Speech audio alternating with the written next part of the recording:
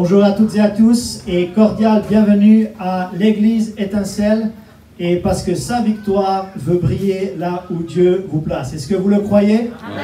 L'église, c'est pas seulement le dimanche, parce que nous sommes l'église, d'accord? Le dimanche, c'est quand on se rassemble, on vient louer le Seigneur tous ensemble. Et à ce propos, j'avais envie de vous lire Ésaïe chapitre 12, verset 2, pour nous mettre vraiment dans la bonne atmosphère pour cette matinée. Et Ésaïe chapitre 12, verset 2 nous dit « Voici, Dieu est ma délivrance ». Ouh, ça fait du bien d'entendre ça. Non seulement nous avons été délivrés du royaume des ténèbres, mais pour certains peut-être on a besoin d'être délivrés dans une situation présente ce matin. Je serai plein de confiance, pas plein de peur, plein de confiance. Et je ne craindrai rien. Pasteur Rebecca va aller dans cette direction tout à l'heure, car l'Éternel est ma force et le sujet de mes louanges. Je ne sais pas pourquoi vous êtes venus, mais le sujet de notre louange, c'est le Seigneur, c'est l'Éternel. Pourquoi? C'est lui qui m'a sauvé. Dans cette église, nous aimons louer et adorer debout. Donc vous pouvez vous lever si vous le désirez. Si vous ne pouvez pas vous lever, ce n'est pas grave. Et j'ai aussi envie d'accueillir toutes celles et ceux qui sont en ligne. Alors vous êtes peut-être en vacances ou vous êtes à domicile dans la région. Mettez-nous un petit commentaire d'où vous nous regardez. Ah, mais j'ai pas envie que les gens sachent où je suis en vacances. Mettez juste nous, je vous regarde de la montagne. Alors, comme ça c'est plus discret. Alors prions ensemble et rentrons dans cette adoration et cette louange qui sera dirigée parmi nous et son équipe. Père éternel, merci pour ce privilège de pouvoir nous rassembler. Et nous voulons te louer parce que tu es le sujet de nos louanges ce matin. Et merci parce que tu es quelqu'un qui délivre. Et tu viens nous secourir dans notre détresse. Et nous ne voulons pas être remplis de crainte, mais remplis de foi. Et ce matin, nous voulons faire le plein de ta présence dans le nom de Jésus. Parce que tu nous as sauvés. C'est quelque chose qui est déjà accompli et que certains ont déjà saisi par la foi. Et d'autres doivent le saisir par la foi. Et vous aurez une occasion et une invitation à la fin de cette célébration pour le faire. Dans le précieux nom de Jésus, j'ai prié. Et tout le monde et toute l'assemblée dit Amen.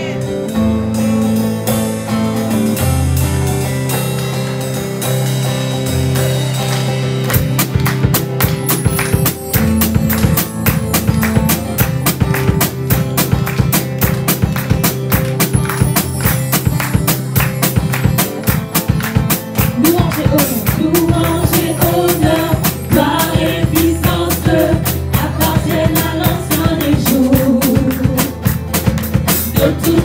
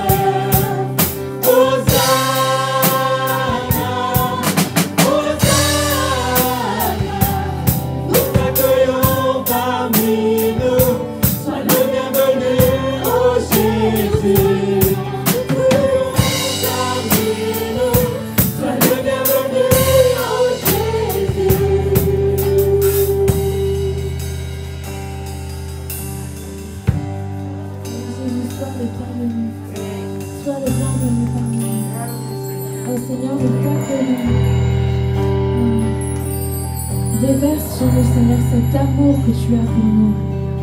Seigneur, nous voulons demeurer dans ta présence, Seigneur. Oh, parce que ta présence est si bonne, ta présence est douce, Seigneur.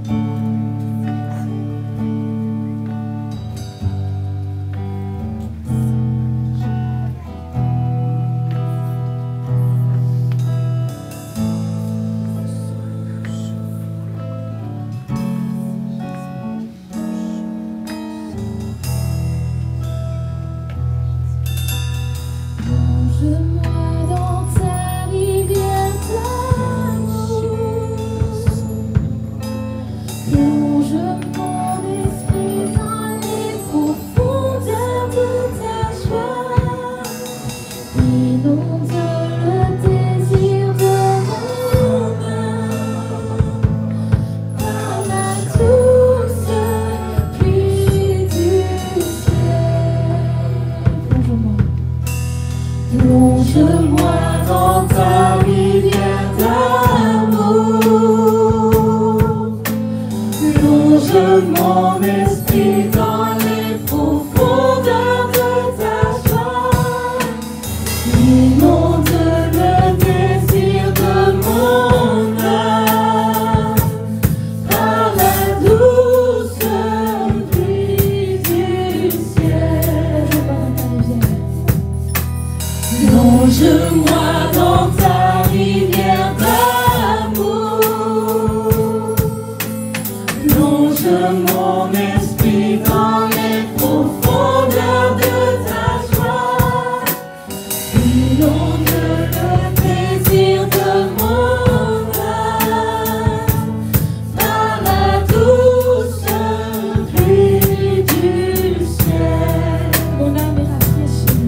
Mon âme est rafraîchie quand ton onction m'envahit. Je vis restauré, guéri quand ton onction m'envahit.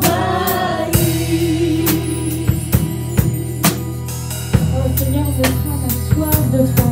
Seigneur, nous avons soif de toi. Nous avons soif de ton Saint-Esprit. Nous avons soif, Seigneur, ce matin.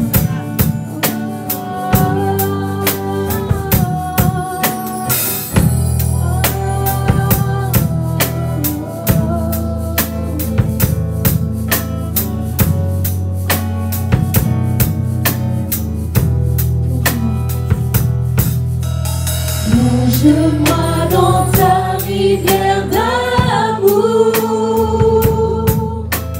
Plonge mon esprit dans les profondeurs de ta joie. Inonde le désir de mon âme par la douce pluie du ciel. Plonge-moi dans ta rivière d'amour. Plonge mon esprit dans les profondeurs de ta joie. Inonde le désir de mon âme par la douce pluie du ciel. Mon âme est rafraîchie quand ton onction m'envahit. Je suis restauré, guéri quand ton onction m'envahit. Mon âme est rafraîchie quand ton onction m'envahit. Je suis restauré, guéri quand ton onction m'envahit.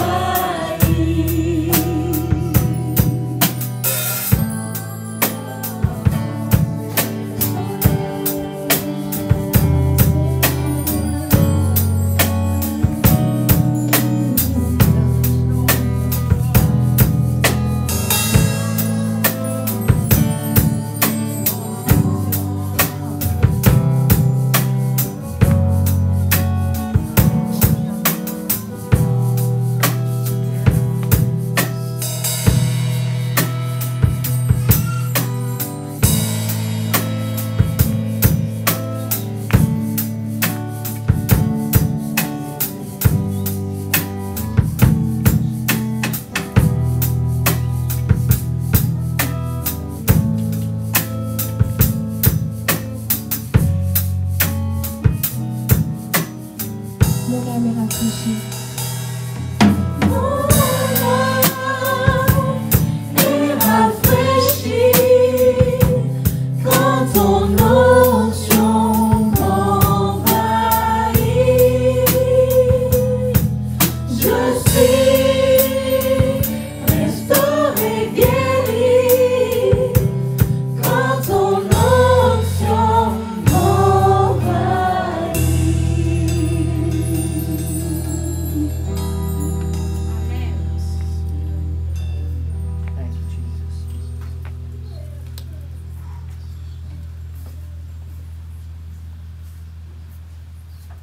Rien ne vaut l'onction. Parce que le prophète Ésaïe dit que l'onction brise le joug. Et je ne savais pas qu'ils allaient finir ce set de louanges avec ce verset, mais j'avais envie encore de lire quelque chose dans Ésaïe ce matin. Décidément, c'est notre inspiration. Chapitre 59, verset 19. Ésaïe chapitre 59, verset 19, qui nous dit « On craindra le nom de l'Éternel depuis l'Occident ». Quand on parle de craindre, on parle de le révérer. Et ce qu'on a oublié en Occident, c'est de révérer Dieu. On a mis notre confiance ailleurs. Maintenant, on a oublié de craindre l'Éternel. Et ce texte nous dit, on craindra le nom de l'Éternel depuis l'Occident. Nous sommes en Occident, n'est-ce pas? Et sa gloire depuis le soleil levant. Ça va jusqu'au Japon, ça va jusqu'en Asie. Écoutez la suite. Ça, c'est prophétique. Quand l'ennemi viendra comme un fleuve. N'avons-nous pas l'impression que l'ennemi est en train de venir comme un fleuve?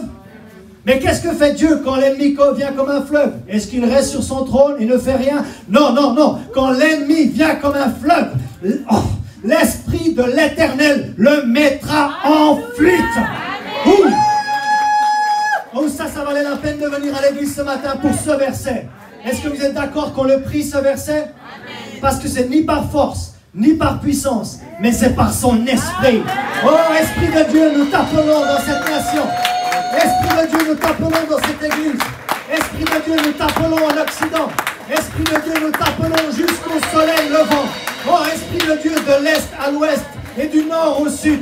Oh, parce que nous sommes l'église. Et l'Esprit de Dieu a été donné sur l'église. Et nous avons reçu l'autorité sur la terre.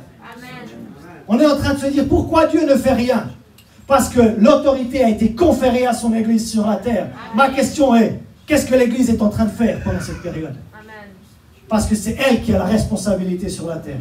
Que sommes-nous en train de faire? Nous sommes en train d'appeler l'Esprit de l'Éternel et de mettre en fuite l'ennemi dans cette nation dans le nom de Jésus. Prions un instant. Ah. Père éternel, merci pour ton Saint-Esprit. Merci pour l'Esprit de Dieu.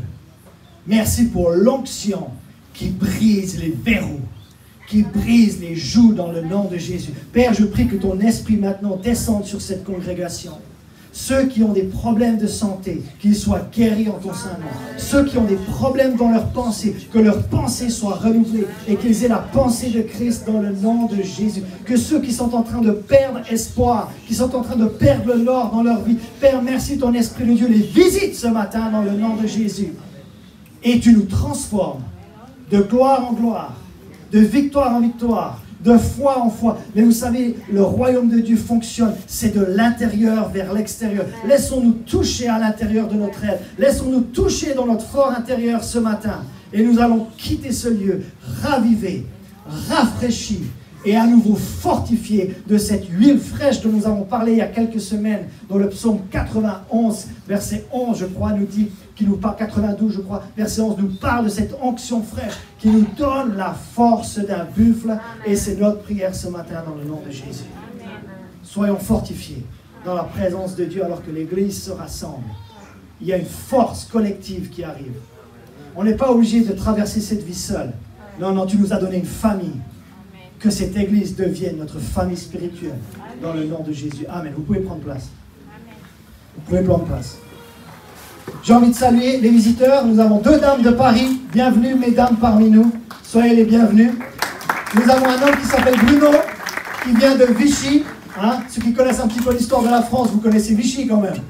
Oui, merci. Et on a aussi quelqu'un du sud-ouest. Oui, la famille de Dominique qui vient du sud-ouest. Bienvenue parmi nous. Et honnêtement, ils ont eu plus chaud que nous. Hein? D'accord? Donc on n'a pas eu si chaud que ça. Et c'est le mois d'août et j'ai envie d'honorer les personnes qui sont nées au mois d'août. Donc si vous êtes né au mois d'août, vous devez vous relever. Brahim, t'as pas le choix. Brahim qui est né un 15 août. Oh là là, il y en a du monde. Les dames de Paris qui sont nées le 15 août.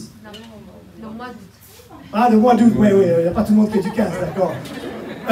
Il y a aussi notre frère Oriché, qui lui, il est vraiment né le 15 août. Si tu nous regardes, Oriché, j'espère que tu as passé un bon anniversaire. Il y a même son papa qui nous regarde du Nigeria, juste pour que vous preniez compte. Bonjour la Nigeria. Bonjour le Nigeria. On a eu aussi Muriel le 12 août, n'est-ce pas? On a eu Aurélie Benon le 3. Et puis mademoiselle, c'était quand? Le 8. Mais c'est Andrea, c'est plus mademoiselle. Madame, elle s'est mariée avec Patricia. Est-ce qu'on peut honorer sa mariage, s'il vous plaît? On a envie de fêter les bonnes nouvelles. Je ne sais pas si vous avez besoin de bonnes nouvelles, mais moi j'ai besoin de bonnes nouvelles. Le reste de la Marie-Denise, c'était quand ton anniversaire? Le 24, d'accord. Si c'est aussi après le 15, c'est aussi juste, ok? Jusqu'au 31, c'est bon. Il y a aussi quelqu'un? Le 26. Et vous vous dites, mais nous, si on n'est pas né le mois d'août, qu'est-ce qu'on fait? On prie pour ceux qui sont nés le mois d'août. Étendez vos mains vers une personne qui est debout.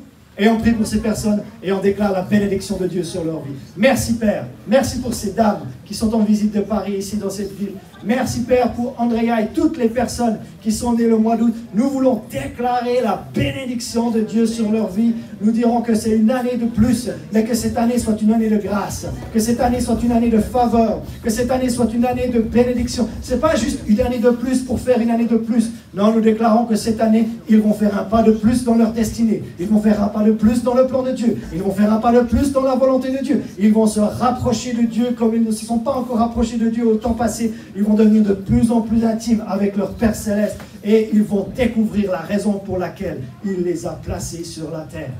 Merci Père, que vous soyez bénis à tous égards dans le nom de Jésus. Amen, amen. Oui, tu peux amener le pupitre si tu veux. Oui, je ne me suis pas présenté, mais je suis pasteur Philippe Boulanger. Je vous ai dit que j'étais passé de pasteur principal à pasteur convalescent. Je suis toujours en convalescence, d'accord? Mais vu que j'ai envie de vous voir, je viens. Mais attention, le 30 août, ça change. Je vais passer de pasteur convalescent à pasteur principal. D'accord? Donc ça sera plus Philippe, ça sera de nouveau pasteur Philippe. Non, je plaisante. Et je vois qu'il y a pas mal de nouveaux visages. J'avais juste envie de vous présenter l'église en quelques minutes. Déjà 5. Montrez-moi votre main, 5. 5. Dans cette église, nous avons envie de vivre les 5 couleurs ministérielles. Une église qui enseigne, une église qui prend soin des uns des autres, une église qui évangélise, une église qui prophétise et une église qui se multiplie. Vous cherchez une église, je vous donne le menu, après à vous de vous servir ou pas. Maintenant faites 4.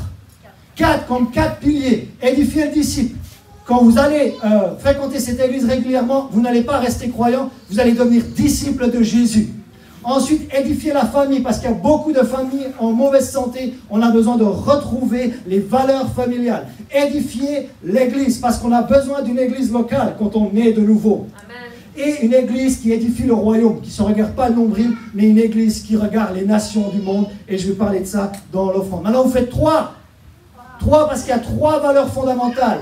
Nous sommes une église qui aime les nations. Regardez le nombre de nations représentées dans cette église. Nous aimons les nations. Amen. Nous ne sommes pas juste une église blanche, nous ne sommes pas juste une église noire, nous sommes une église noire et blanche, nous. Amen. Alléluia. Et si vous venez d'Amérique du Sud, vous êtes les bienvenus aussi. Vous venez d'Asie, vous êtes les bienvenus aussi. On aime toutes les nations dans cette église. La deuxième valeur fondamentale, on aime les générations. On ne veut pas juste une église de jeunes, on ne veut pas juste une église de seniors, on veut les seniors, on veut les gens de la vie active et on veut les enfants.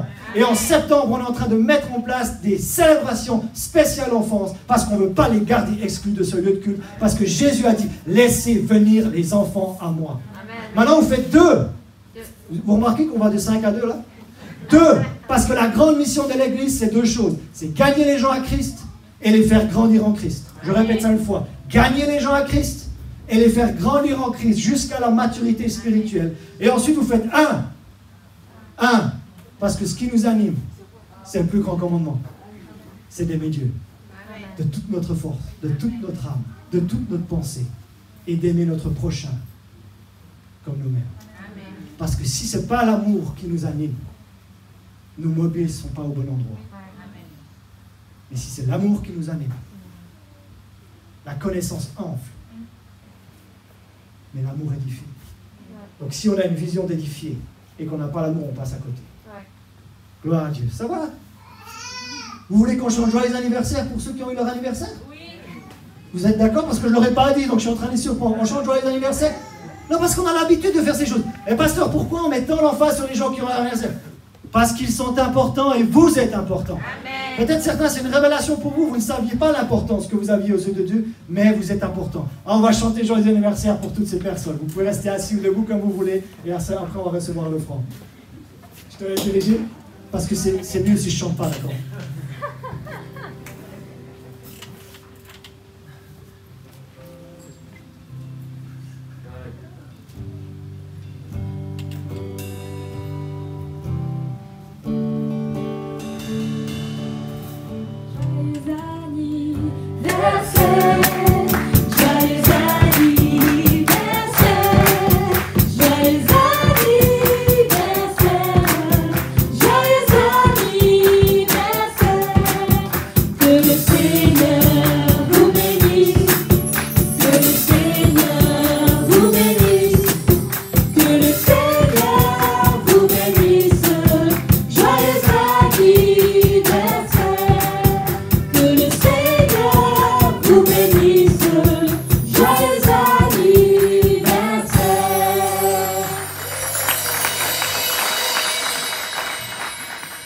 Normalement, à ce moment-là, on ferait les salutations, mais on n'a pas le droit de faire les salutations, d'accord? Donc, saluez les personnes à gauche, à droite, juste avec un petit, voilà, faites un petit signe de la main. Juste quelques annonces pour vous dire que mardi, ça sera le 18, et mardi, il n'y aura exceptionnellement pas de réunion publique ici à l'église Étincelle. Et en revanche, on est en train de planifier, c'est une option parce qu'on va voir comment l'évolution sanitaire va changer, mais on aimerait faire un grand baptême. Normalement, il y a un peu plus de joie quand on dit baptême. On aimerait faire un grand baptême. Ouais, parce que c'est pas parce que c'est le Covid qu'on oublie la grande mission de l'Église. Jésus a dit, faites de toutes les nations des disciples et on les baptise au nom du Père, du Fils et du Saint-Esprit. Non, là, vous m'avez juste en version convalescence. Préparez-vous dans le sang. Et on aimerait faire un baptême d'eau en plein air le 20 septembre. C'est le 3e dimanche du mois de septembre. Donc, si vous voulez être un candidat au baptême, dites-le nous. C'est une option, d'accord? On devra confirmer par la suite. Mais si vous voulez... Dites-le à Val. Ouais, dites-le à Val. C'est égal. Dites-le moi. Mais on aimerait faire des baptêmes parce qu'avant le confinement, le 15 août, on devait baptiser plus de 10 personnes. L'année dernière, on en a baptisé 40.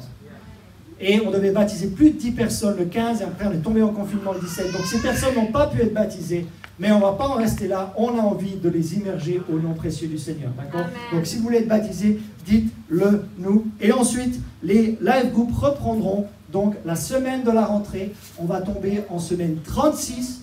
Et les semaines paires, il y aura les live groups. Et les semaines impaires, donc 37, c'est une semaine impaire, on aura ce qu'on appelle les communautés de disciples. Communautés de disciples, ce sont des binômes ou des trinômes, des gens qui se réunissent par affinité pour pouvoir avoir la communion fraternelle avec d'autres et vivre les 5 couleurs ministérielles. Les live groups, c'est plus une logique par quartier et on est un peu plus, donc on est à peu près un groupe de 8 et là on a un programme défini à étudier ensemble. C'est bon? Donc préparez-vous parce que ça va décoller. Parce que vous avez un pasteur qui revient avec la rage au ventre. Non, mais pas une mauvaise rage, d'accord? Mais une rage de vaincre. Une rage de détruire les œuvres du diable. Amen. Et de faire quelque chose d'éternel pour Dieu. Vous pensiez que j'étais motivé avant, hein? Vous pensiez que j'étais motivé avant, je suis quelqu'un d'assez dynamique. Mais attendez la version qui arrive là. Non, mais ça va déménager. Amen. Ça va déménager, non seulement au sens figuré, mais au sens propre. Cette église, écoutez-moi bien, c'est prophétique, elle devra déménager. Amen. Ce lieu de culte ne pourra pas contenir Amen. Ce que Dieu veut faire dans notre assemblée. Est-ce que vous êtes prêts à le vivre? Et Acte 1, verset 6 nous dit, là je vais recevoir l'offrande parce qu'il y a beaucoup trop d'églises qui sont en train de faire une grande erreur. Elles sont en train d'arrêter de semer dans la mission et dans la moisson. Mais cette église, on ne va pas faire cette erreur. Acte 1, verset 6 nous dit, alors les apôtres réunis lui demandèrent, Seigneur, est-ce en ce temps que tu rétabliras le royaume d'Israël? Voilà une bonne question. Est-ce que vous avez l'impression que c'est le moment du retour du Seigneur? Mais ils se posaient déjà la question à cette époque. Il leur répondit, ce n'est pas à vous de connaître les temps ou les moments que le Père a fixés de sa propre autorité. Faites attention à quelqu'un qui vous donne une date pour le retour du Seigneur. Parce que même Jésus, il a dit, c'est le Père qui a fixé ça de sa propre autorité. Mais qu'est-ce qu'on est censé faire si on n'est pas censé deviner la date? Il nous le dit au verset qui suit. Il nous le dit, mais vous recevrez une puissance le Saint-Esprit survenant sur vous, et vous serez mis témoins à Jérusalem, dans toute la Judée, dans la Samarie et jusqu'aux extrémités de la terre. La plus grande erreur qu'une église puisse faire aujourd'hui, c'est d'arrêter de donner dans la mission et dans la moisson. Et notre église, regardez cette église, regardez bien, cette église ensemble, l'année dernière, on a donné 32 203 €. Ils sont partis à l'extérieur de ces murs. Ils ont béni les orateurs qui sont venus.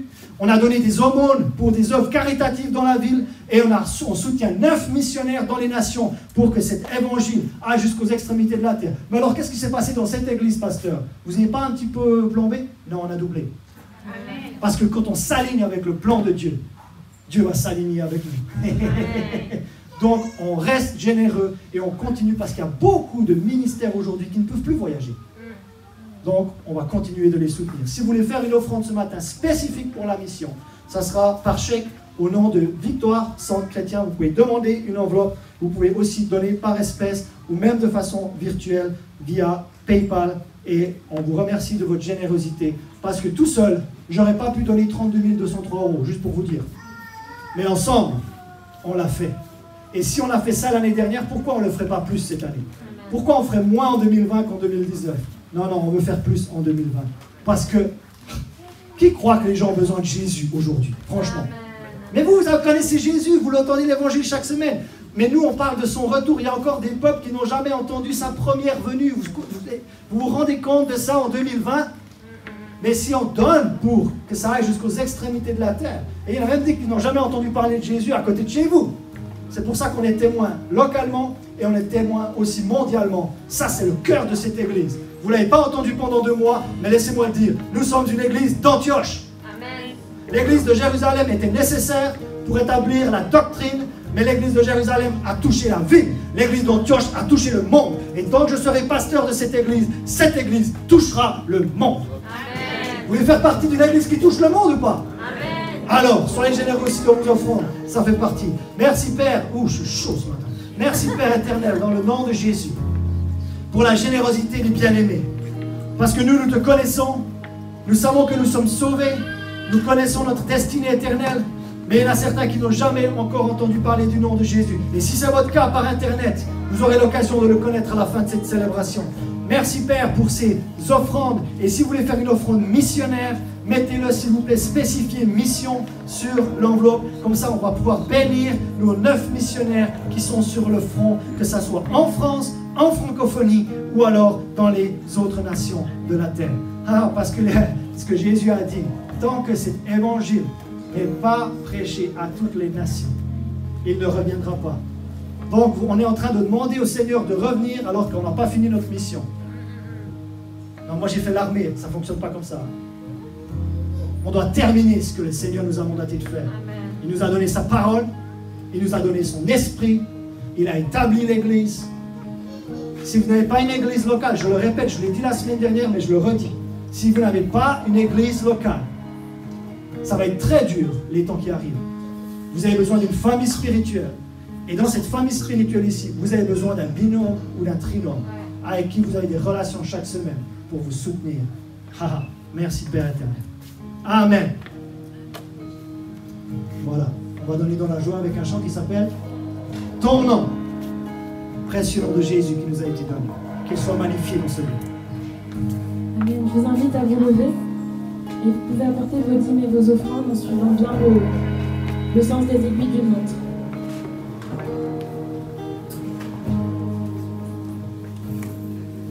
De l'aube au coucher du soleil, tes splendeurs nous émerveillent et notre cœur d'enfant répand en glorifiant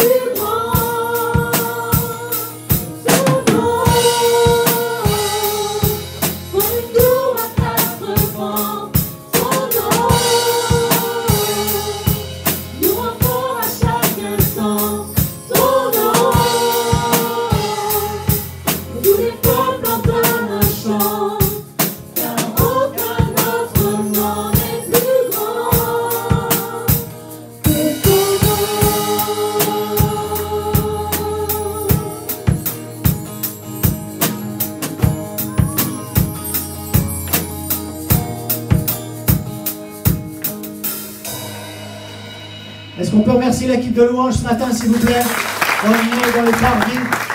Parce que ma Bible me dit qu'un jour, dans ces parvis, vaut mieux que 1000 ailleurs. Donc, merci. Vous pouvez prendre un pas si vous voulez.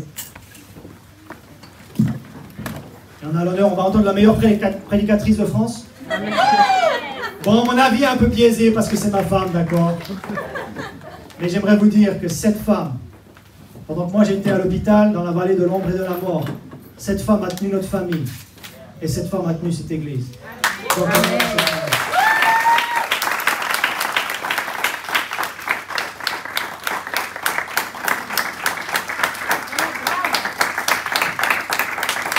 on sait, mais on le montre, ça va?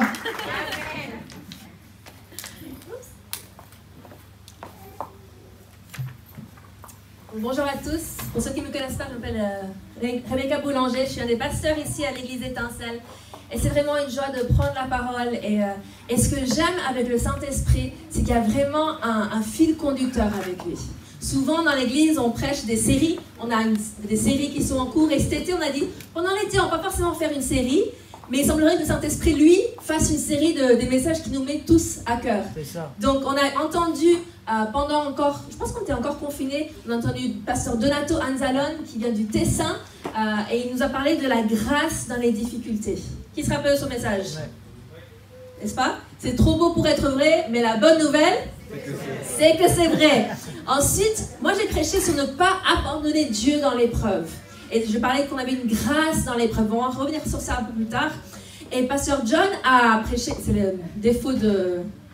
Ça fait 30 ans que je l'appelais pasteur John, donc ça revient encore, c'est révérend John maintenant. Nous a parlé de la joie dans l'épreuve. Et du fait que Paul et Silas, dans la prison, qu'est-ce qu'ils avaient fait? Ils se sont réjouis, ils ont loué le Seigneur. Ensuite, Philippe a prêché sur le retour sera plus grand que le détour. C'est un message à écouter et à réécouter et à réécouter. Et pasteur Chéréline, la semaine passée, nous a prêché sur ne pas abandonner le navire, mais laissez Dieu vous conduire. Et on va prier et on va entamer un sujet qui, je pense, va nous percuter parce qu'avec la situation actuelle dans le monde, mais aussi personnelle, à chacun d'entre nous, nous avons besoin d'avoir la paix dans la tempête. C'est tellement important qu'on puisse avoir la paix en plein milieu de la tempête et ne pas se laisser envahir par les circonstances. Donc prions. Seigneur, je te remercie pour ta présence. Et Père, je te remercie parce que je sais que tu agis et que tu confirmes ta parole par des signes, des miracles et des prodiges. Et Père, je prie pour que la paix de Christ règne en ce lieu, pour que chacun puisse recevoir la parole que tu as donnée, la parole que tu veux communiquer par ton Saint-Esprit ce matin. Et Père, je prie que les mots justes sortent, que les bons versets sortent et qu'il puisse vraiment te donner toute la gloire et toute l'adoration. Et comme on l'a chanté, qu'on puisse craindre l'Éternel, le révérer, mais ne pas avoir peur des circonstances adverses. Dans le nom tout-puissant de Jésus. Amen. Donc on va tourner tout d'abord en Marc 4. Donc Marc chapitre 4. Et comme vous pouvez voir dans mon design pour aujourd'hui, on parle de la barque. Et la plupart des designs et de ce qu'on a vu, on a vu parler le navire, on a vu la tempête, on a vu garder la joie. C'est tout cette notion d'être dans une barque en plein milieu d'une tempête ou face à des circonstances. Donc en Marc 4, verset 35, vous connaissez sûrement l'histoire, mais on va la relire, comme ça on peut contextualiser tout cela. Il dit, ce même jour, sur le soir, Jésus leur dit, passons à l'autre bord. Après avoir renvoyé la foule, ils l'emmenèrent dans la barque où il se trouvait. Il y avait aussi d'autres barques avec lui. Il s'éleva un grand tourbillon et les flots se jetaient dans la barque, au point qu'elle se remplissait déjà. Et lui, parlant de Jésus, il dormait à la poupe sur le coussin. Ils le réveillèrent et lui dirent, « Maître, ne t'inquiètes-tu pas de ce que nous périssons ?» S'étant réveillé, il menaça le vent et dit à la mer, « Silence, tais-toi. » Et le vent cessa et il y eut un grand calme.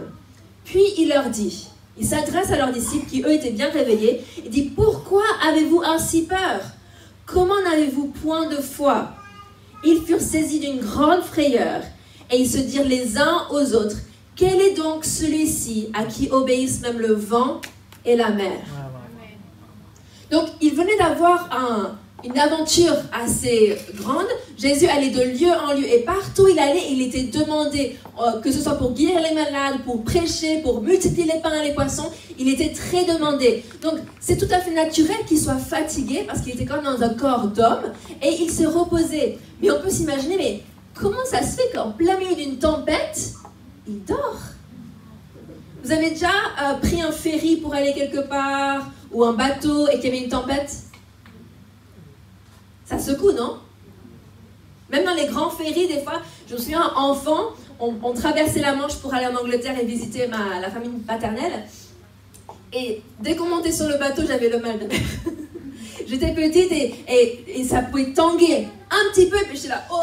Et en grandissant, j'ai pris l'habitude et ça allait de mieux en mieux. Mais là, il est en train de dormir en plein milieu d'une tempête. Et c'est pas un grand ferry avec des cabines luxueuses, c'est pas un bateau de croisière, c'est une barque.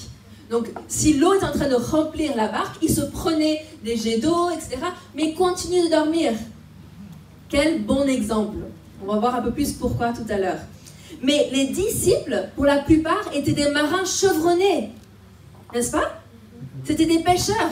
Ils avaient l'habitude de la mer. Les pêcheurs n'ont pas peur de quelques vagues et quelques gusts of wind, quelques rafales de vent. Non, c'est des pêcheurs, c'est des marins. Mais eux, ils étaient paniqués. Ils n'étaient pas en paix dans cette tempête-là. Donc cela montre que c'est quand même une tempête conséquente. Mais en conséquence, parce qu'ils n'étaient pas en paix, qu'est-ce que Jésus fait? Il remet en question leur foi. Lorsqu'on est face à une tempête, comment nous réagissons détermine où en est notre niveau de foi. Et ça peut sembler assez fort comme phrase, mais c'est ce que Jésus fait juste là. Il dit, mais pourquoi vous avez peur? Où est donc votre foi? Parce que nous avons l'autorité dans notre vie, mes amis. Pourquoi? Parce que comme on a entendu tout à l'heure, Jésus nous a délégué son autorité. Son nom est ici sur la terre. Et nous allons voir, où on voit en Galates 5, 22, que la paix est un fruit de l'esprit. N'est-ce pas?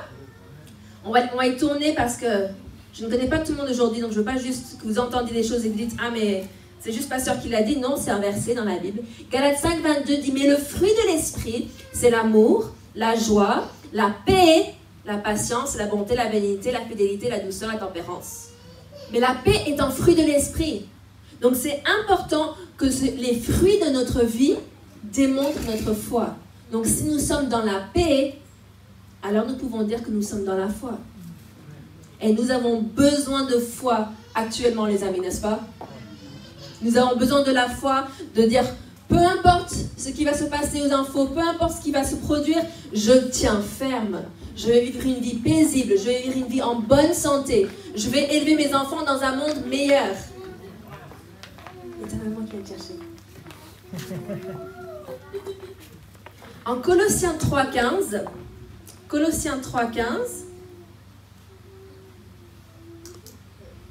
il nous parle de cette paix. Colossiens 3, verset 15, il dit « Et que la paix de Christ, à laquelle vous avez été appelés pour former un seul corps. » Tous ensemble, nous formons un seul corps. Et c'est important que la paix règne aussi parmi nous. N'est-ce pas? Pas seulement la paix avec Dieu, mais la paix les uns avec les autres.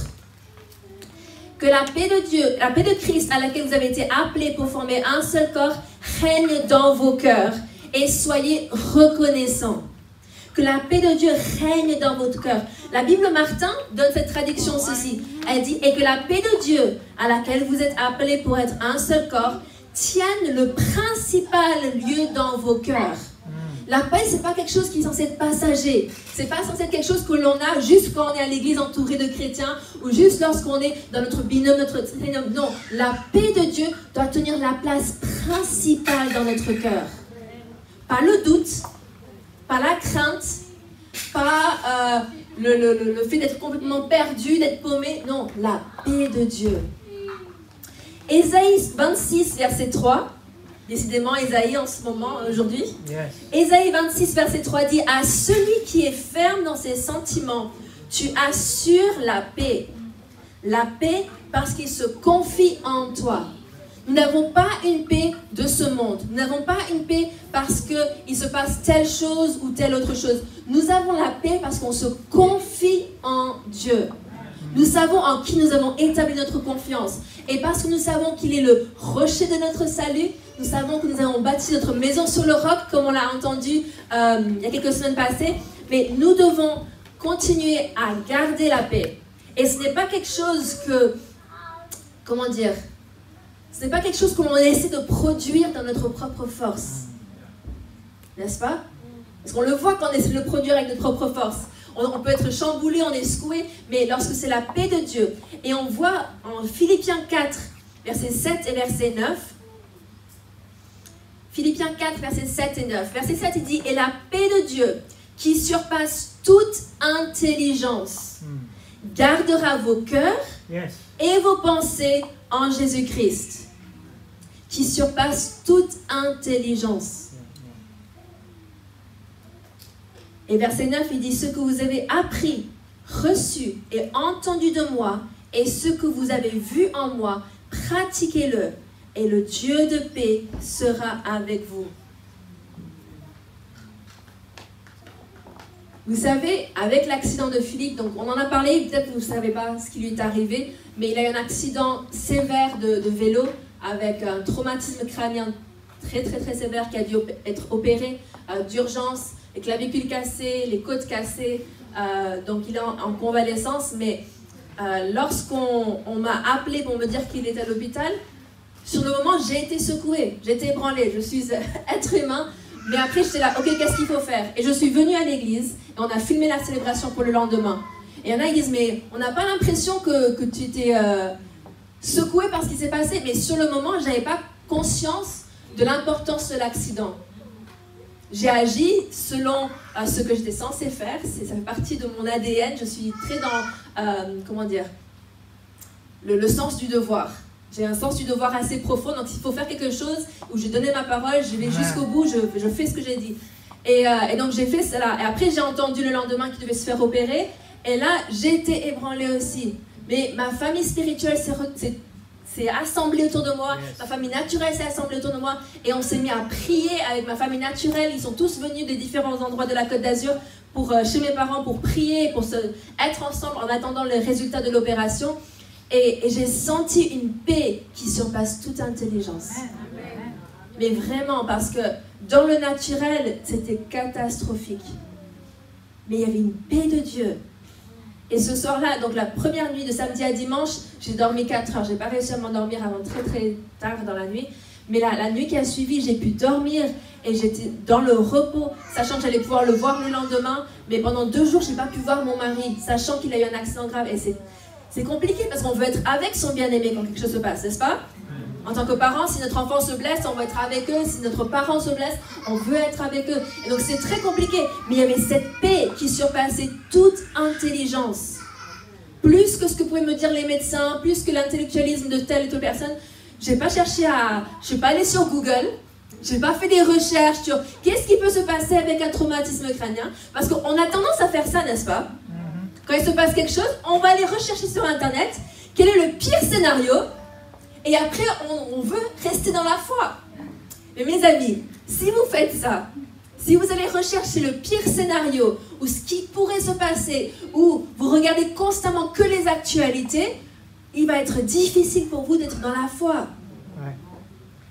J'ai lu quelque chose hier de Andy Stanley, qui est un pasteur aux États-Unis, et il discutait avec un monsieur, je pense qu'il avait 90 ans, et il lui disait « Ah, mais cette année 2020, vraiment, il se passe tellement de choses. » Et donc, ils sont aux États-Unis et il se passe vraiment beaucoup de choses là-bas en particulier.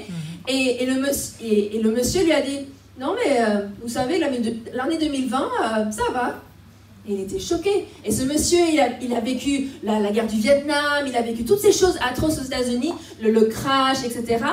Et Andy Stanley lui a dit « Mais comment vous pouvez dire ça ?»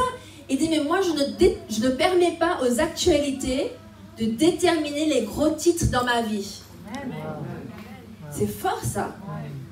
Ce monsieur de 90 ans, il a dit, c'est pas les actualités qui vont déterminer les gros titres dans ma vie. Dans ma vie, il a dit, j'ai vécu une belle et heureuse vie. J'étais mariée pendant je sais plus combien d'années avec mon épouse. On a eu des enfants, on a eu des petits-enfants. Et ça, c'est les gros titres dans ma vie. C'est les bonnes choses.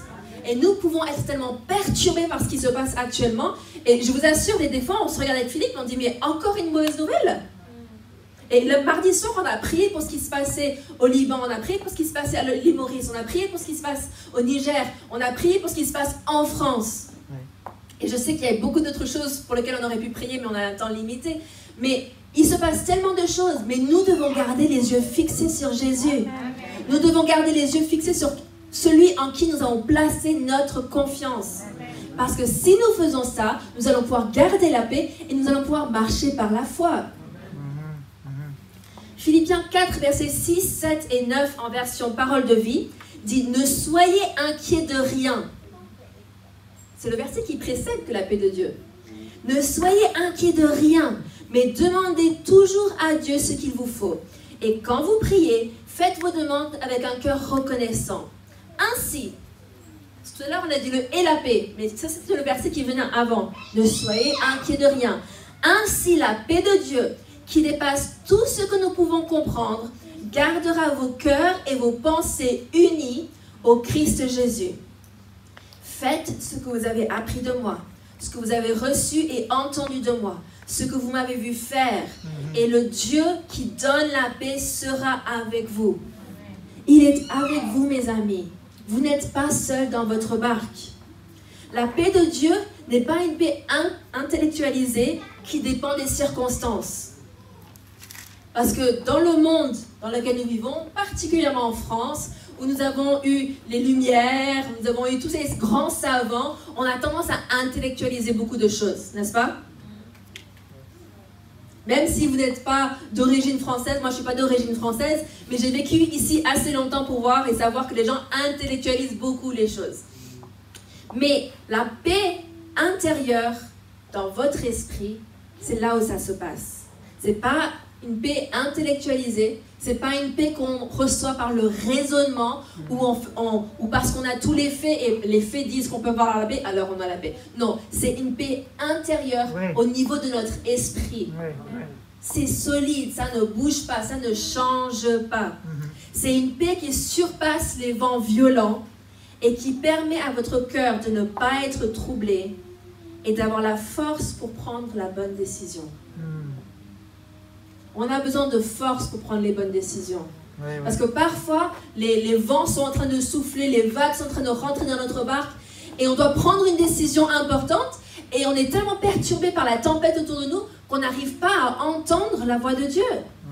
Mais si vous marchez dans la paix de Dieu, alors vous allez avoir cette stabilité et vous pourrez prendre la bonne décision.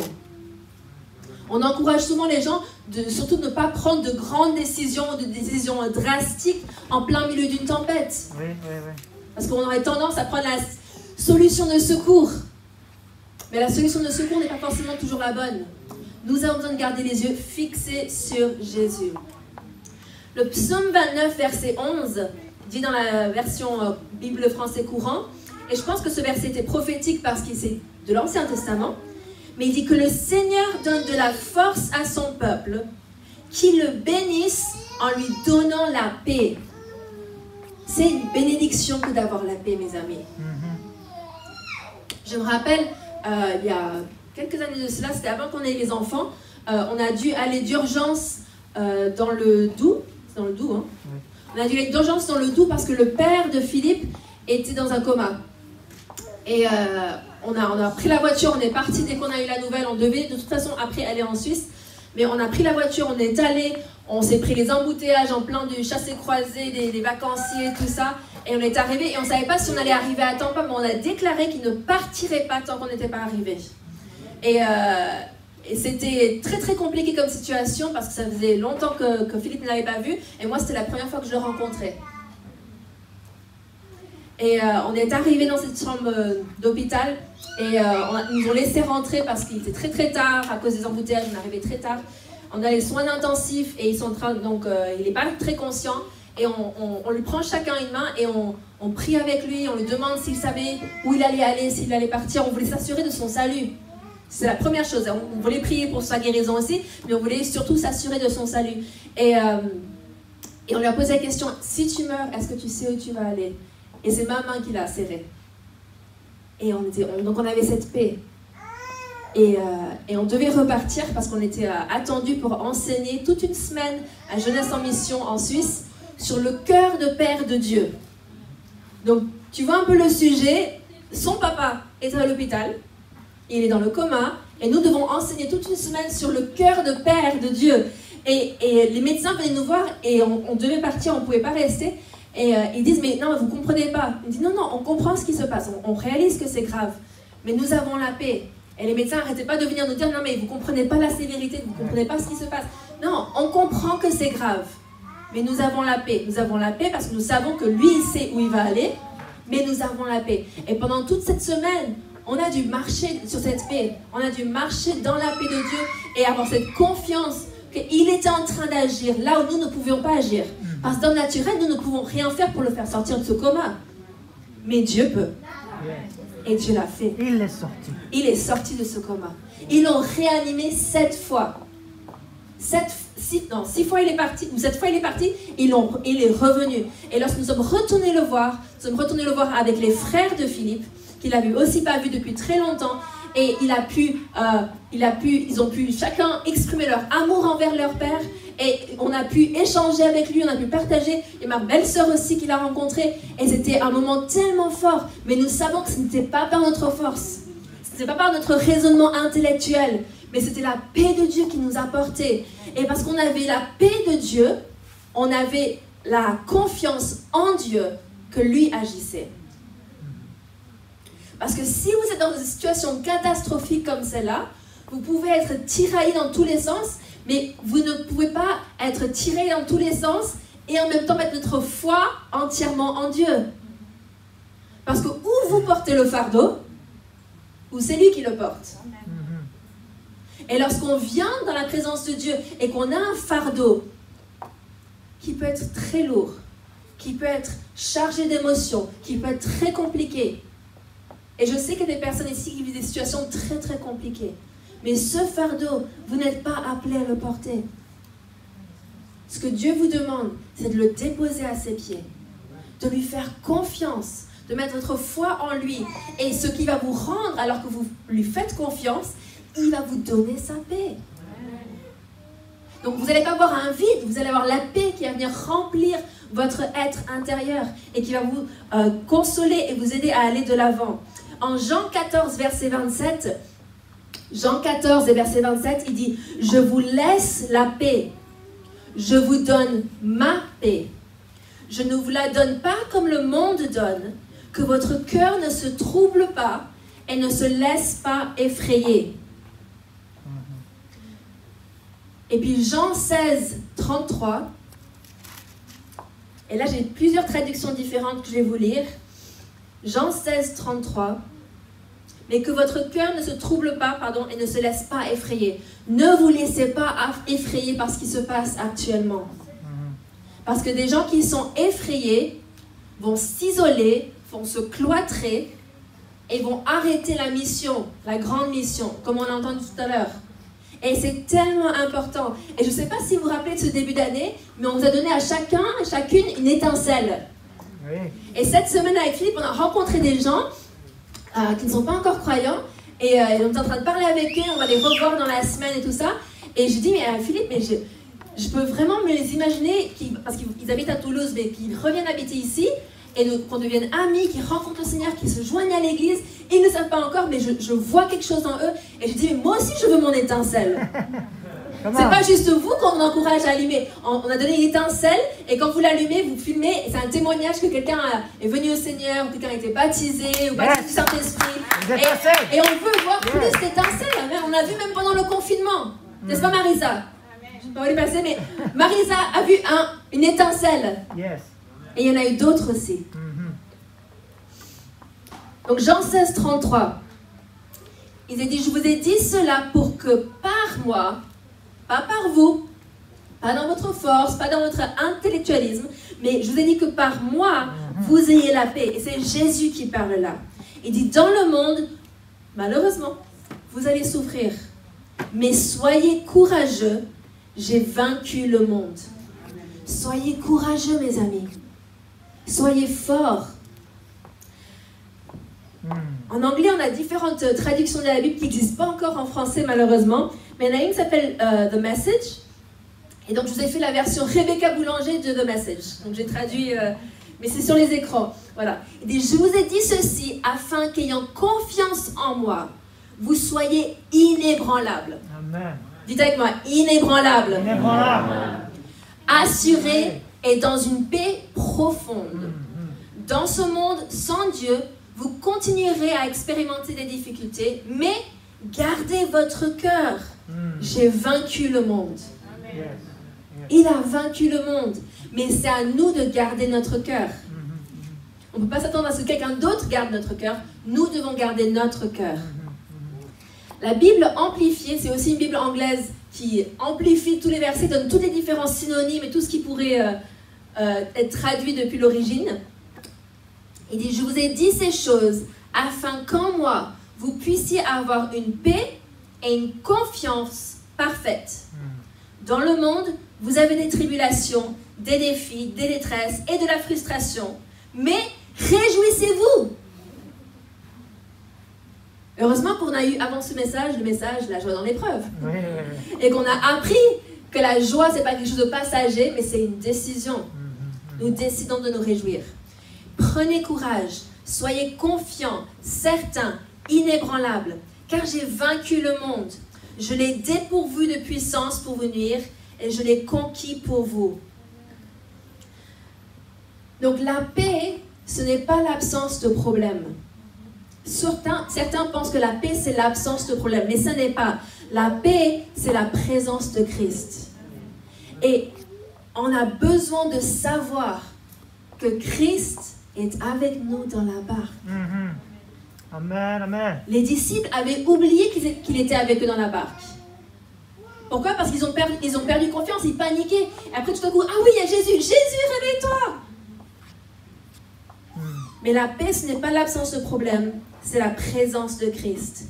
Et certains pensent que devenir chrétien, c'est arriver au bout des problèmes et des tribulations. Deviens chrétien, ta vie va être un champ de roses, tu vas avoir plus de problèmes, Non, c'est pas vrai. Malheureusement. On aimerait bien vous promettre ça, mais si on vous le promet, c'est un mensonge. La vie chrétienne est aussi un combat. Et certains ne comprennent pas comment tel ou tel chrétien, ou encore moins un pasteur, peut avoir de telles tempêtes.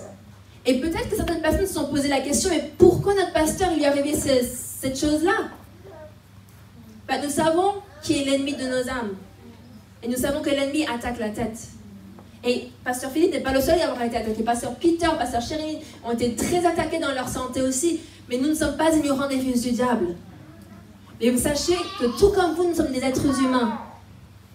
Et nous avons un corps dont nous avons besoin de prendre soin. Et nous avons besoin d'être sages aussi. Mais nous vivons dans le même monde. Et c'est important que tout le monde ici soit au clair. On vit dans le même monde. C'est pas parce qu'on est pasteur qu'on est exempt de problèmes, qu'on est exempt de soucis, de situations problématiques. Non.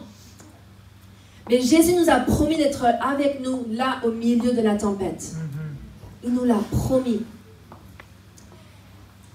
Janet Brasi, qui est venue à plusieurs reprises ici, a dit ceci en début de confinement et ça m'a vraiment travaillé. Elle dit, ce n'est pas l'eau qui autour de la barque qui l'a fait couler, c'est l'eau qui entre dedans. La barque est entourée d'eau, mais cette eau qui entoure la barque ne la fait pas couler. C'est l'eau qui rentre dans la barque. Qu'est-ce que vous êtes en train de permettre de rentrer dans votre barque? Quelle situation êtes-vous en train de permettre à l'ennemi de vous déstabiliser parce qu'il y a des vagues qui rentrent dans votre barque? Vous êtes le capitaine de votre barque. À vous de faire éjecter l'eau, de prendre votre pelle ou prendre votre seau d'eau et de faire sortir l'eau qui essaie de vous faire couler. Donc garde ton cœur dans la paix. Je pense que c'est un proverbe 5. Je vais voir si je l'ai sous la main.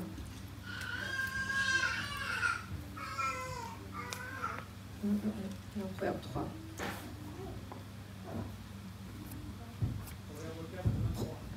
« 4,23 » Oui, voilà, merci. Garde ton cœur, Proverbe 4,23, garde ton cœur plus que toute autre chose, car de lui viennent les sources de la vie. Il n'y a pas écrit que Dieu va garder ton cœur. Tu dois garder ton cœur. Lui, il a promis sa paix.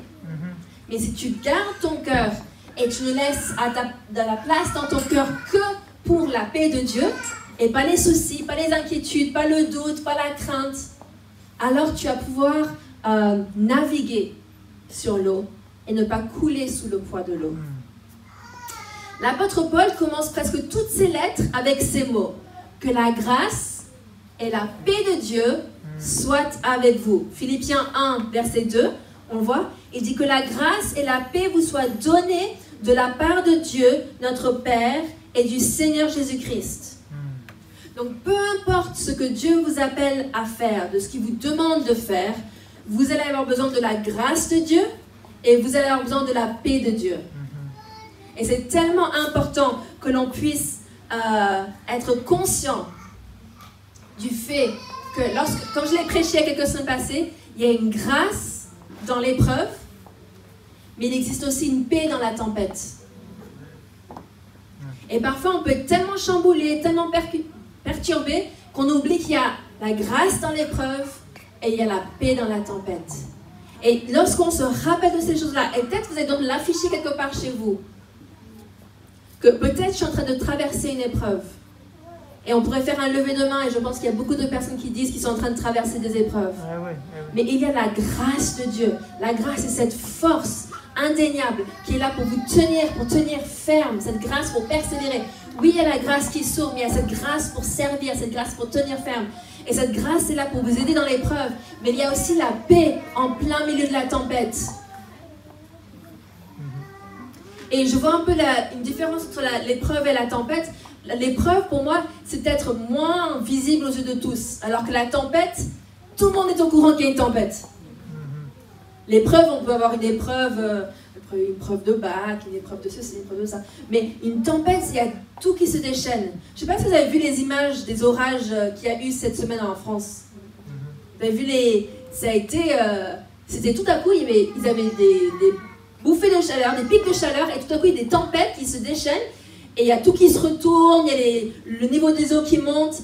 Et j'ai vu une image aux États-Unis, ils ont aussi eu des inondations, et les gens, au lieu de paniquer, en fait, ils ont sorti leur grosse bouée de plage, et il y en a 3-4 qui étaient au milieu de la route. Donc leur maison était dégagée, ils n'avaient pas d'eau dans la maison, mais la route était inondée. Et ils avaient leur grosse bouée, leur grosse licorne, et ils étaient en train de... Et en fait, c'est ça. Comment est-ce que vous voyez la tempête actuelle? Comment est-ce que vous voyez la situation actuelle? Est-ce que vous allez flotter dessus?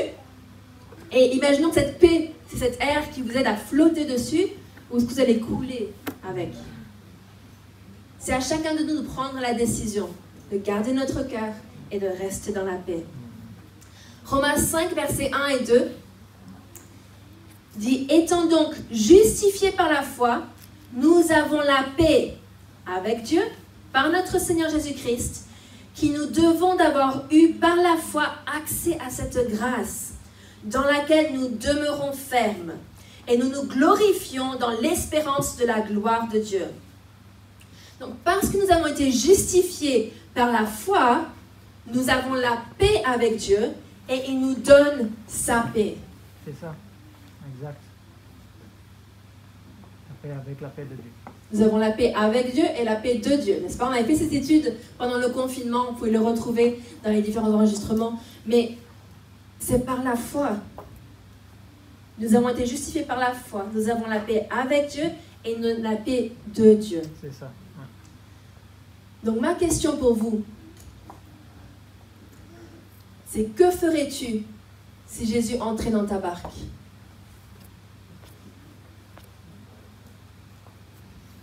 Que ferais-tu si Jésus entrait dans ta barque? Il y a une chanson formidable qui dit que ferais-tu si Jésus entrait dans la pièce? Et j'étais dans la voiture cette semaine avec Ella, notre fille de 5 ans et demi, Et je me suis tournée vers elle et je lui ai dit, Ella, que ferais-tu si Jésus entrait dans la pièce? Elle a 5 ans et demi. Elle m'a dit, je parlerai à Dieu et je jetterai mes péchés. Première réponse. C'était pas du tout, je l'ai pas dit, elle a dit ceci, dit cela. Non, c'est après. Elle a dit en anglais, elle a dit, I'll talk to God and throw away my sins. Et j'étais là, waouh. Et vous savez, ici à l'église Étincelle, on enseigne nos enfants la vérité. On leur enseigne la parole de Dieu. C'est pas de la garderie, c'est vraiment des enseignements bibliques. Et je racontais ça à des amis qui étaient là de Tours, qui sont étudiants à Réma Paris. Et je leur disais qu'à l'école du dimanche, donc avec Dominique, je pense c'était, et là, c'était il y a peut-être 1 an, elle doit avoir 4 ans et demi, tout à coup, elle est avec les petits vainqueurs, donc on a les vainqueurs, les petits vainqueurs et les mini-vainqueurs, elle est avec les petits vainqueurs, et elle a commencé à prier en langue. Et ensuite, tous les autres autour d'elle ont commencé à prier en langue. La Bible dit d'avoir la foi comme un enfant. Yes. De le permettre à ces choses. Leur esprit, il n'a pas d'âge. Notre esprit n'a pas d'âge. Notre esprit est éveillé ou pas aux choses de Dieu. Et si les enfants tout jeunes sont éveillés aux choses de Dieu, il y a des choses qui peuvent sortir de leur être. Et quand elle m'a dit, je parlerai à Dieu et je jetterai mes péchés, j'étais là, oui. Si Jésus rentrait dans la pièce, là maintenant, qu'est-ce que tu ferais? Et c'est une question piège. Parce qu'il est déjà là. Jésus était déjà là dans la barque. Pourquoi passer par la case panique, peur, crainte, alors que Jésus est déjà là dans la barque avec toi? Il est là avec toi, dans tes circonstances, dans tes troubles, dans cette adversité. Il est là avec toi. Maintenant, à toi, qu'est-ce que tu vas faire? Qu'est-ce que Paul et Silas ont fait en prison, après avoir été battus, après avoir été maltraités, après que les soldats romains leur ont mis les cèpes aux pieds? Qu'est-ce qu'ils ont fait? Ils ont loué Dieu. Ils ont loué Dieu.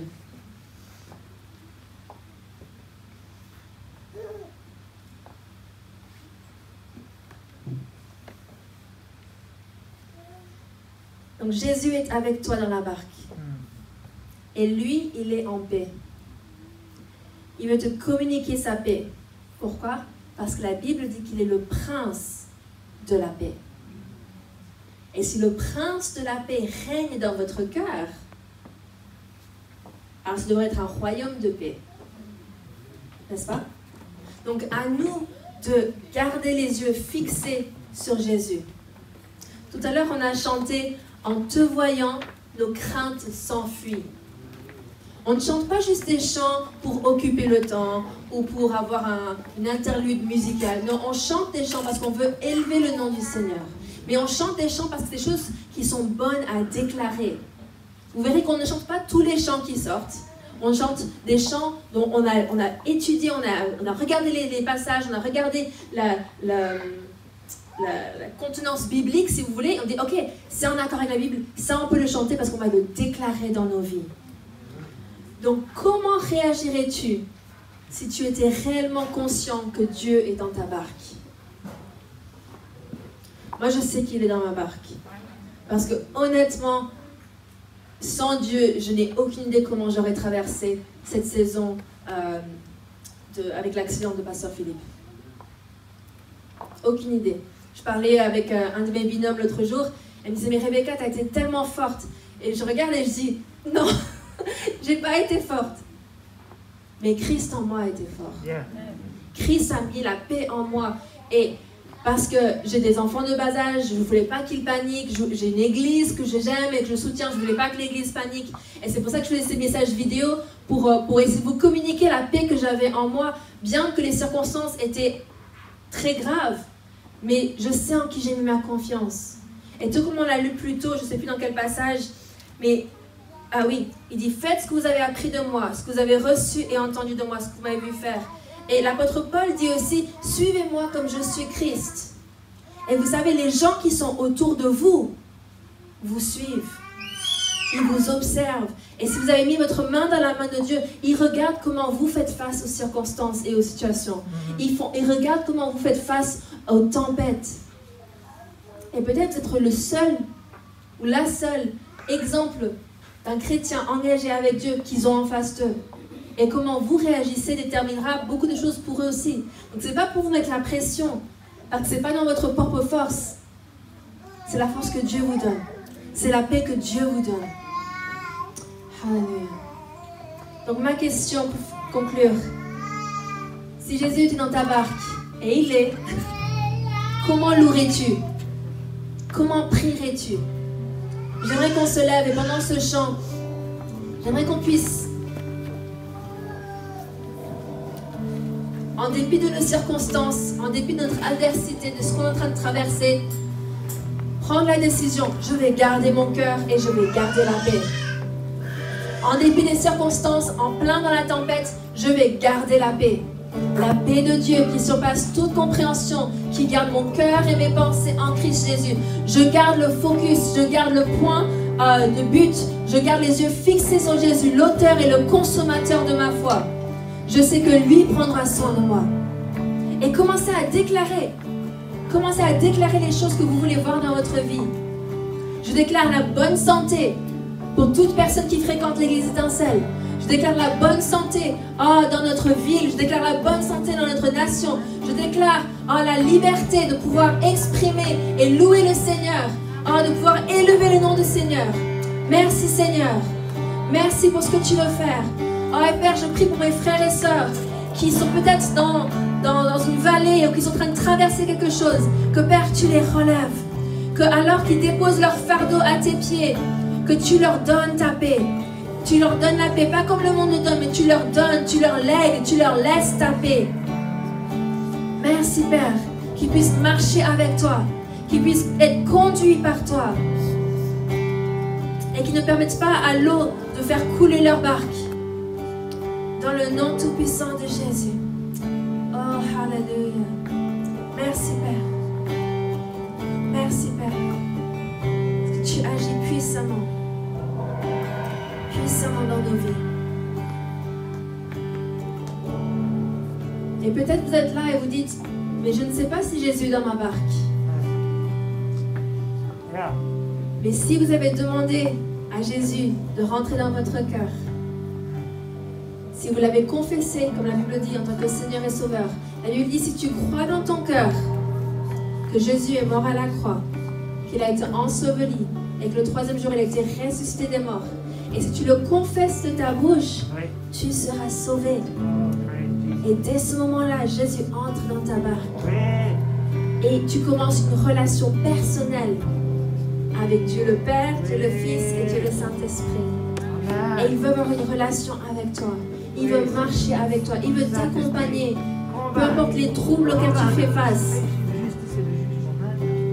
Seigneur, je te remercie pour toutes les personnes ici présentes. Et Père, je prie que s'il y a quelqu'un qui veut s'approcher de toi, qu'il puisse le faire sans honte, sans crainte, mais qu'il puisse mettre sa main dans ta main et avancer avec toi. Et si vous nous regardez, et si vous mettez le petit émoticône de la croix, et quelqu'un va vous contacter en ligne, comme ça on peut échanger avec vous pour vous aider à grandir. Et s'il y a quelqu'un ici qui veut donner sa vie au Seigneur, vous faites un petit signe avec un lever de main. Et quelqu'un va venir prier avec vous après.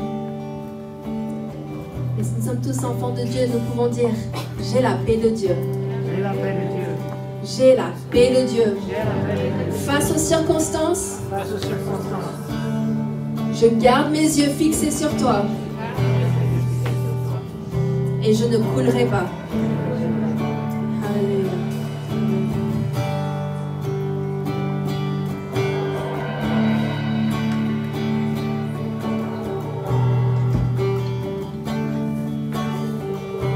Proclamons le Dieu est ici. Dieu est ici. Sa grâce nous conduit. Il ne s'éloigne jamais. Il ne s'éloigne jamais. Dieu est pour nous. Ses bras sont ouverts. il nous tient dans sa main, il nous tient dans sa main. Dieu est ici, sa grâce nous conduit, il ne s'éloigne jamais, il ne s'éloigne jamais. Dieu est pour nous, ses bras sont ouverts, il nous tient dans sa main, il nous tient dans sa main. Dieu est ici, Dieu est ici, sa grâce nous conduit, il ne s'éloigne jamais, il ne s'éloigne jamais. Dieu est pour nous, ses bras sont ouverts, il nous tient dans sa main, il nous tient dans sa main. Élevé, il a vaincu la mort. Oui, il vit, mon Dieu est puissant. En son nom, j'ai la victoire. Le Seigneur, mon Dieu est puissant. Élevé, il a vaincu la mort. Oui, il vit, mon Dieu est puissant. En son nom, j'ai la victoire. Le Seigneur, mon Dieu est puissant. Dieu est ici, sa grâce nous conduit, il ne s'éloigne jamais, il ne s'éloigne jamais. Dieu est pour nous, ses bras sont ouverts, il nous tient dans sa main, il nous tient dans sa main. Dieu est ici, sa grâce nous conduit, il ne s'éloigne jamais, il ne s'éloigne jamais. Dieu est pour nous, ses bras sont ouverts, il nous tient dans sa main, il nous tient dans sa main. Élevé, il a vaincu la mort. Oui, il vit, mon Dieu est puissant. En son nom, j'ai la victoire. Le Seigneur, mon Dieu est puissant. Le Seigneur, il a vaincu la mort. Oui, il vit, mon Dieu est puissant. En son nom, j'ai la victoire. Le Seigneur, mon Dieu est puissant. Le Seigneur, mon Dieu est puissant. Le Seigneur, mon Dieu est puissant. Restez debout et levez les mains. Et je déclare cette bénédiction sur vous. Si vous le regardez depuis Internet, levez vos mains à domicile. Et je déclare ceci sur votre vie. Que l'Éternel vous bénisse et qu'il vous garde. Que l'Éternel fasse luire sa face sur vous et qu'il vous accorde sa grâce. Que l'Éternel tourne sa face vers vous, et écoutez bien, et qu'il vous donne la paix. Amen. Merci d'avoir été avec nous ce matin. On vous souhaite un bon dimanche. Pour rappel, pas de réunion publique mardi. Profitez-en pour voir votre binôme ou votre trinôme. Reprise des live groups, semaine 36, c'est la semaine de la rentrée. Et puis dimanche prochain, vous aurez la joie d'avoir les pasteurs Peter et Sherilyn qui sont en congé aujourd'hui, mais ils seront avec vous pour animer la réunion de dimanche prochain, car avec ma femme et nos deux filles, nous serons en région Rhône-Alpes. Moi, ça fait un moment qu'on a envie de voir Annecy, donc on va essayer de voir Annecy cette année. On sera une semaine en repos, donc on ne sera pas avec vous dimanche prochain, mais on va vous regarder, d'accord? Et puis, donc, rendez-vous le 30 Et le 30, je vais faire un geste symbolique. Je vais enlever mon chapeau. Parce que ça va signaler la fin de mon convalescence. Et le début de mon retour. Alors, je suis censé faire du temps partiel, d'accord? Ça, on verra. Retour à 50% pour le mois de septembre normalement, et après on verra comment ça évolue. Mais le Seigneur est avec moi. Et encore un grand merci pour toutes vos prières. Parce que la prière du juste a une grande efficacité. Vous avez toute ma reconnaissance. Merci à tous. Oui, je suis ému. Parce que cette église, je l'aime. Vous m'avez manqué. Cette église, je l'aime. Quand je vous ai vu par internet et moi j'étais à la maison, j'ai dit ça c'est ma famille spirituelle. J'avais envie de vous revoir. Donc c'est bon de vous revoir. Et on va cheminer encore ensemble dans les voies de Dieu et faire, comme je dis souvent, une différence pour l'éternité. Que beaucoup viennent avec nous pour passer l'éternité avec le Seigneur. Bon dimanche et soyez bénis à tous égards. Amen. Merci encore à tous les musiciens, à tous les chantres, à l'équipe média qui fait en sorte que ça puisse être transmis, à l'équipe du son, l'équipe d'accueil, Valérie aussi qui assure la correspondance avec les internautes. Voilà, à très bientôt j'espère.